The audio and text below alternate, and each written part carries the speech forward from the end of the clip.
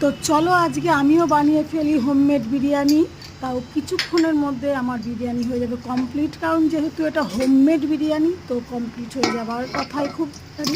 দেখো, চিকেনটাকে আগের থেকে কষিয়ে নিয়েছি, যেভাবে চিকেন বানাই সেইভাবেই বানিয়ে হাঁড়ির মধ্যে দই আর ঘি দিয়ে তার মধ্যে চিকেনটাকে ঢেলে দিলাম।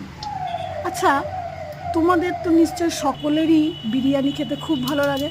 আমার তো আর বলো না, জিভে জল আসে যখন তখনই বলবো। তো রাস্তা দিয়ে যেতে গেলেও না গন্ধেই যেন জিভে জল চলে আসে, কিন্তু পকেটে তো গরম থাকে না। তো পকেট ঠান্ডা থাকায় বাড়িতেই ভেবে নিলাম 200 টাকা খরচা করে বিরিয়ানি আজকে বাড়িতেই বানাবো।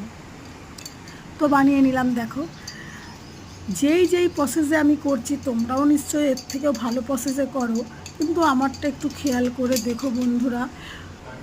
খুব একটা খারাপ আমি বানাই না। সব কিছু তৈরি হয়ে যাওয়ার পরে ঘিটা কেমন ঢালছি দেখেছো তো?